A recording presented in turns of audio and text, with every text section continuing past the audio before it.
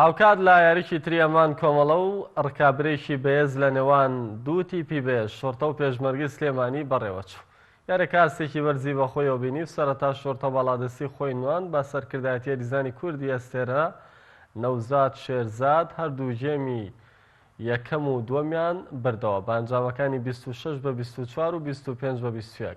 لە جێمی سێمیشدا پێشمەرگی سلێمانی گەڕایەوە و ئەم جەمی لە بەرژەوەندی خۆی کۆتایی پێنا بە ئەنجامی 25 بە 23. لە گەمی چوارەمیشدا ڕکابەرەکە بەسەر بوو چونکە پێشمەرگی سلێمانی نەیدەویست بەبێ خاڵ لە یارەکە بچێتە دەرەوە شۆرتەش دەیویست ئەم جێمە لە بەرژەوەندی خۆی کۆتایی پێبێنێت وە سێ خاڵ یارەکە وەرگرێت دوجار شۆرتە براوە بوو بە ئەنجامی 31 بەرامبەر 29 خاڵ و بە سێ ژێم بەرامبەر بە ژێمێک یارەکەی بردەوە. شۆرتە ڕۆژێنی لە دووەم یاری خۆی ڕۆبەڕۆی حەبانیە دەبێتەوە لە کاتژمێر 6 ئێوارە لە هۆڵی یانی هەولێر.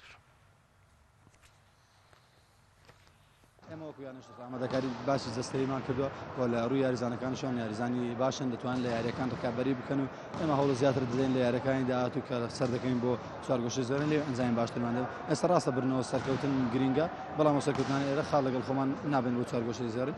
ئێمە ڕاست لێستا لە بەهێزترین یاریمان داین و توانیمان بەسەر یانی پێشمەرگەدا سەرکەوین بەڵام هەوڵ زیاتر دەدەین لە یاریەکانی تریش دو یاریەکەی ترمان لێرە سەر بکەوین لە کۆمەڵەکانی تریش لە گروپەکانی تریش کە بەرەبریان دەبینەوە بتوان ئەنجامی باشمان هەبێت. ئێمە ئامادەکاری باشتر دەکەین بۆ چوارگۆشەی زۆرن لێ ئەنجامی باشمان هەبێت.